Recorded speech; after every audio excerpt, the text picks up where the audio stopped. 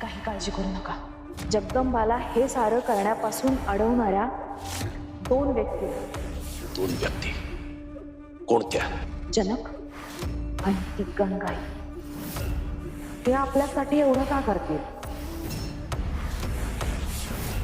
मी पैठणीत सापडले असले तरी मी माझ्या आई वडिलांना सोडून जाणार नाही. हवं तर तुम्ही तुळजादेवींशी एकदा बोलून घ्या.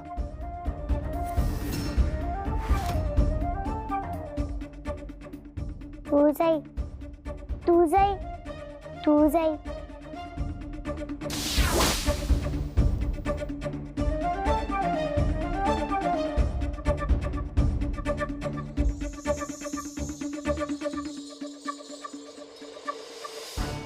जगदंबा, काय ग? काय झालं? आज आम्हाला बघून लाडाने मिठी नाही मारली. आम्हाला बघून आनंदही झालेला दिसत नाहीये. रागावली आहेस का आमच्यावर? रागवली नाहीये, पण मला तुला काहीतरी सांगायचंय. सांग. तू जे म्हणते आहे ते मला शक्य नाही होणार. तो विधी केल्यावर मला माझ्या आई बाबांपासून दूर जावं लागेल. ते मला मान्य नाही. माझ्या आई बाबांनी मला किती प्रेमानं सांभाळलं. आताही मी लांब जाणार हा विचार मनात आला तरी आई घाबरून जाते. हो बाळा, मान्य. मात्र जे तुझं भाग्य आहे त्यात तू तुझ्या आई वडिलांपासून दूर असणं हे त्यांच्यासाठीच चांगलं. आदिशक्तीने हा खेळ अशाच प्रकारे रचलाय की पुढे जाऊन त्यांना त्रास होणार. पण आता तर त्रास होणारच आहे. त्याची शिक्षा त्यांना आतापासूनच का? जगदंबा, तुला कळत नाहीये. हा विधी केल्यावर तुझ्यामध्ये अपरिमित शक्तींचा संयोग होणार आहे. त्या शक्तींचं संतुलन करण्यासाठी तुला चिंचपुरात जावं लागेल. अन्यथा त्याचे परिणाम खूप वाईट होतील. नाही, मला आई बाबांना सोडून नाही जायचं. तसं जावं लागणार असेल तर मी हा विधी करणारच नाही.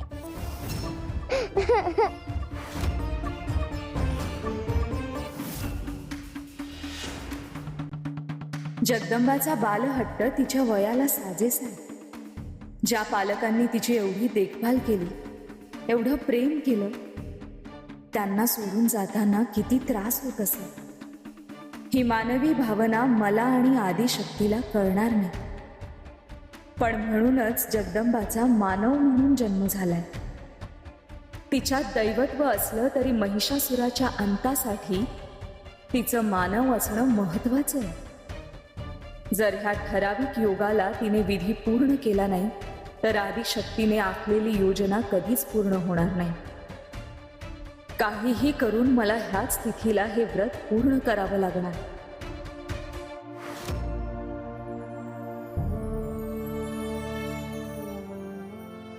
ठीक आहे जगदंबा, तू बोलशील तसं.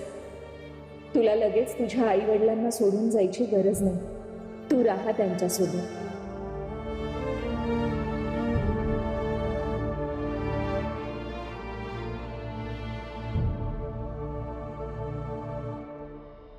विधी तर पूर्ण होईल, पण त्याची जी किंमत आम्हाला चुकवावी लागणार आहे ती फार मोठी असणार आहे.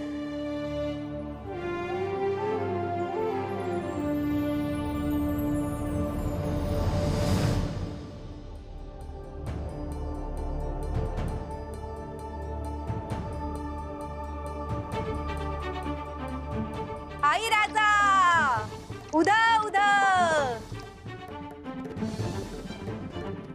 घ्या, देवीचा अंगारा आणला आहे. थांबा, ह्यो देवीचा अंगारा आहे ना? व मग असा विचित्र रंगाचा कसा काय? अगं रंगाचं काय घेऊन बसलीस बाई? अगं देवीचा अंगारा आहे असं नाव ठेवू नयेत. मनात ठेव चांगली भावना तर पूर्ण होतील साऱ्या मनोकामना.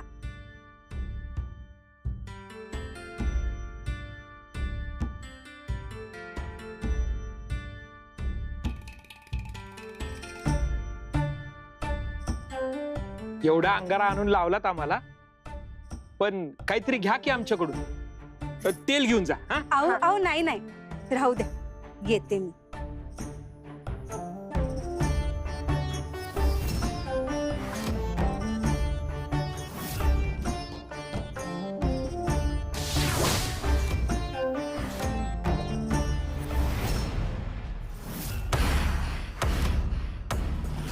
म्हणजे जगदंबाचे आई वडील? पण सम्राज्ञी, ते आपल्यासाठी एवढं का करतील? मनोरमे, आमच्या बंधूंनी आम्हाला काही वस्तू पाठवल्या होत्या. त्याच्यामध्ये एक उदी आहे. ती उदी जर का एखाद्या व्यक्तीच्या डोक्याला लावली तर तो माणूस विचित्र वागतो. ती उदी सिद्ध करताना आपण जे काही ठरवलं असेल, व्यक्ती तसाच वागतो. आता जर का ही उदी सिद्ध करताना आम्ही काही गोष्टी ठरवल्या आणि गंगाई जगदंबाच्या डोक्याला ती उदी लागली, तर त्या जगदंबाला गंगाई आणि जनक घरातून बाहेर जाऊ देणार नाही. तिला त्रास देऊ लागतील आणि त्यामुळे तिचं व्रतही पूर्ण होणार नाही. तिचं व्रत पूर्ण होणार नाहीच, पण तिचा छळ होईल तो वेगळा. वा सम्राज्ञी, ही योजना उत्तम आहे. आम्हाला अत्यंत आवडली. पण ही उदी मी लावणार कशी? आम्ही जी तुला रूपांतरण गुटी दिलीये ती वापर आणि बाईचं रूप घे, जी देवीची भक्त असेल, आणि गंगाई जनकच्या घरी जा. ती उदी त्यांच्या डोक्याला लाव. म्हणजे सगळं कसं आपल्या मनाप्रमाणे होईल.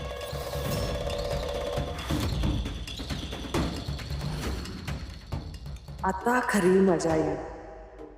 आता हे दोघच जगदंबाला पळता भुई थोडी करणार.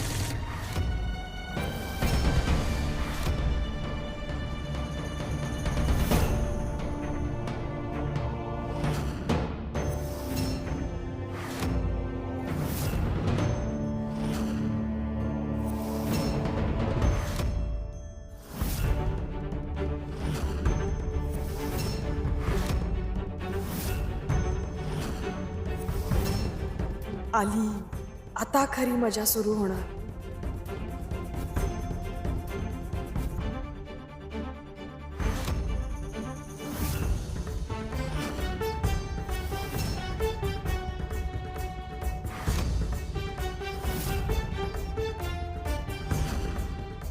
या भस्माचा काहीच परिणाम कसा काय झाला नाही?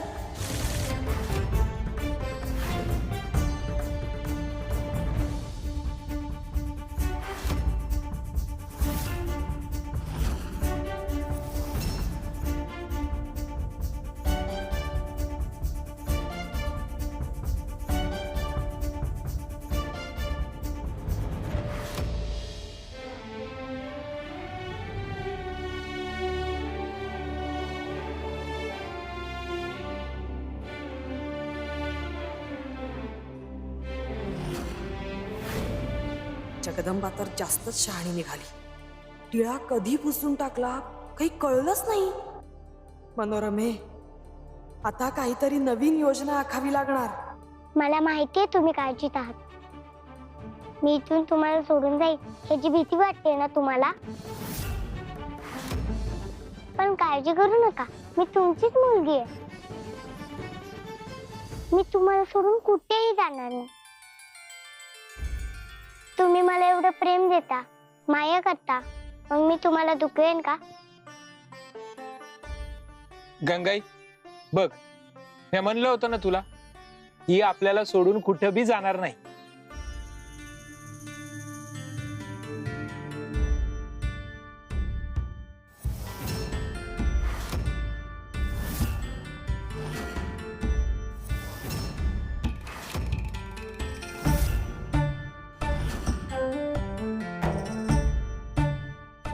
अशुभाची चावल मला योग्य वेळीच लागली.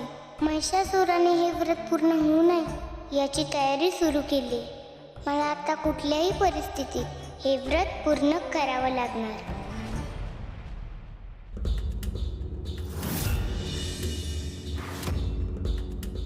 सम्राज्ञी, अहो, मी अगदी ठरल्याप्रमाणे पूर्ण युक्तीने सगळी योजना अगदी यशस्वीरित्या पार पाडत होते.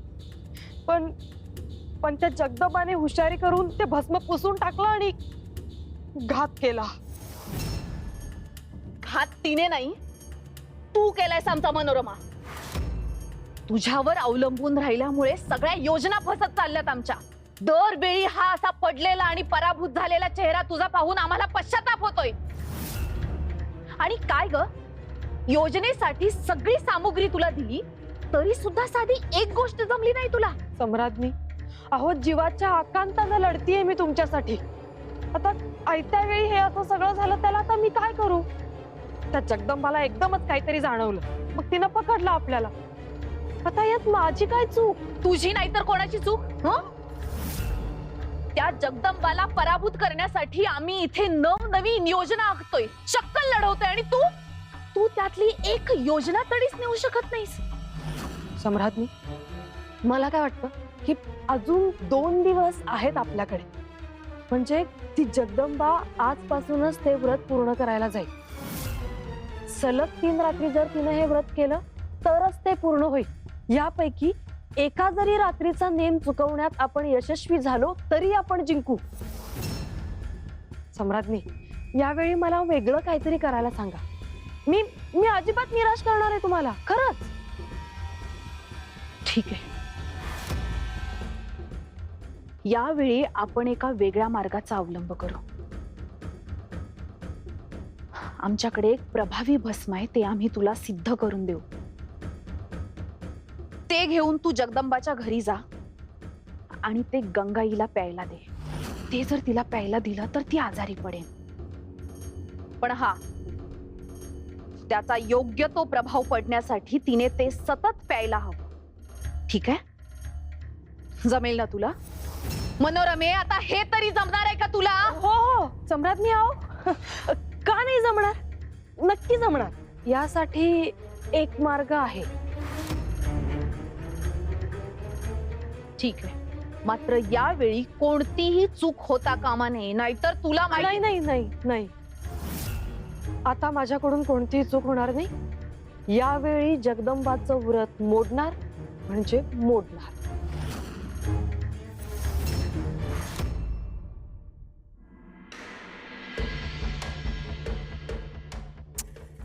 कधी येणार ही गंगाई?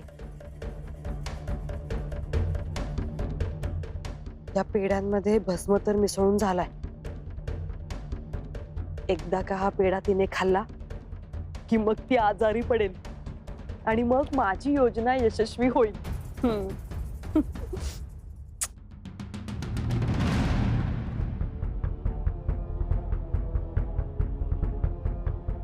गंगाई, अगं कशी आहेस? म्या ठीक आहे, तर तुम्ही? मी हा, आठवलं. तुम्ही मेंगाची भाऊजीच्या बहीण नव्ह? होय, बरोबर ओळखलंस बघ. पण तुम्ही एकल्याच आला देवळात? सुंदराबाई नाही आले तुमच्या संग? वहिनी, अगं गंगाई, त्याचं काय झालं, माझी वहिनी चालल्या 3.5 शक्तिपीठांच्या दर्शनाला. देवीची भक्त आहे ना ती, लवकरच गाव सोडून जाईल बघ. अगं बाई, होय का?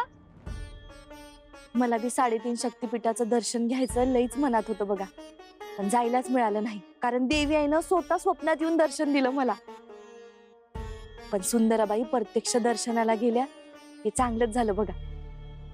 एकदा भेटायला येईन त्यांना. होय, चालतंय की. सुंदराबाई आणि आमच्यातले गैरसमज दूर झाले आणि नेमक्या आताच यात्रेला निघाल्यात त्या. बघ की, सगळं मनासारखं घडत होतं, तर मधीच हिला नपती उपरती झाली. काय म्हणलात? हा?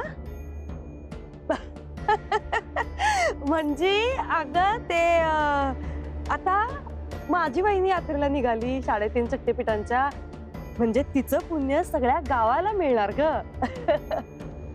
आता वहिनी एवढं चांगलं काम करायला चालली, त्याच्याबद्दल यो पेढा घ्या आणि तोंड गोड करा जरा. अहो, घेते, पण आधी देवळात दर्शन घेऊन येते आणि मग घेते. देवळात? आता आता कशा पायी? अहो, जाशीला की नंतर. घ्या, देवीचा प्रसाद समजा, धरा धरा. अहो, खावा. तुम्ही घेतला का प्रसाद? मी? तुम्हीच? नाही, नाही घेतला. बघा, हे असं होतं आपल्या बायकांचं. आपण दुसऱ्यासाठी काहीतरी चांगलं करायला जातो आणि आपला विचार करायचाच राहून जातो बघा. घ्या, तुम्ही घ्या आधी, मग मी घेते. नाही नाही मला नको.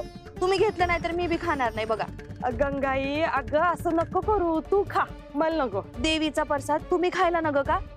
घ्या बघू आधी, खावा.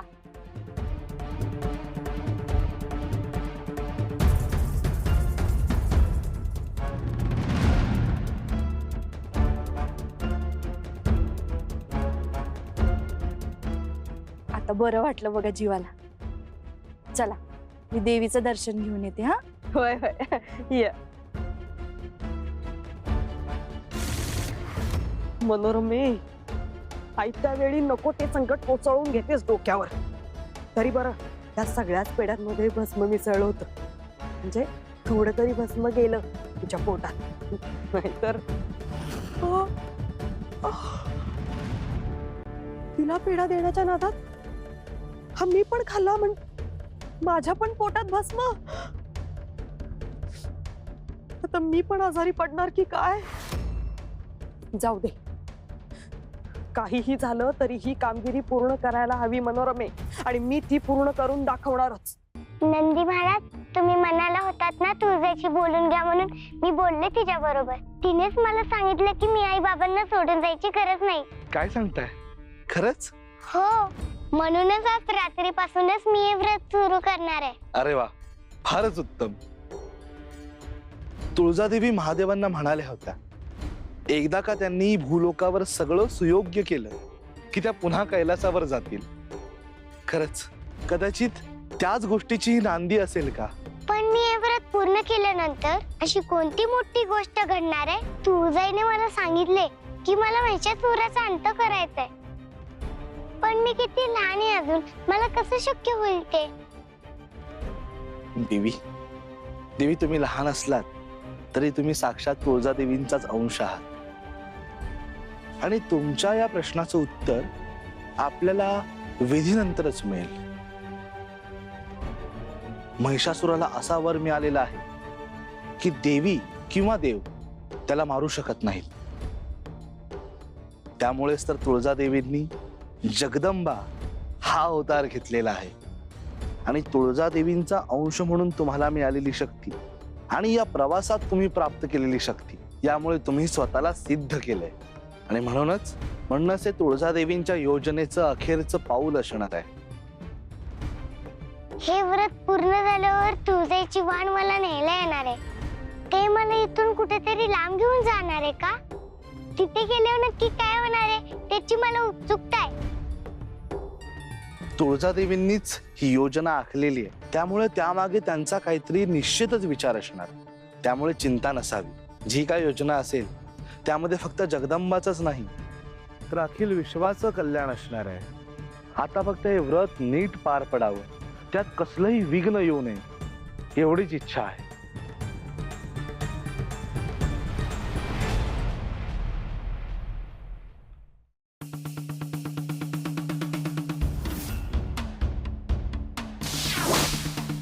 आदिशक्ती माता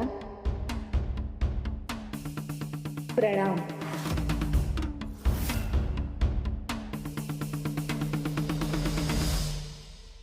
आदिशक्ती माता,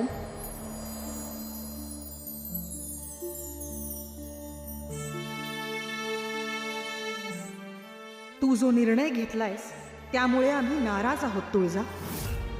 आपण जे पुढचं पाऊल उचलणार आहोत त्यानंतर जगदंबाचं चिंचपुरात जाणं गरजेचं आहे. आणि तू तर तिला वचन देऊन आलीयस की हे व्रत पूर्ण केल्यानंतर सुद्धा ती आई वडिलांसोबत राहू शकते. आमच्याकडे दुसरा कोणताच मार्ग नव्हता.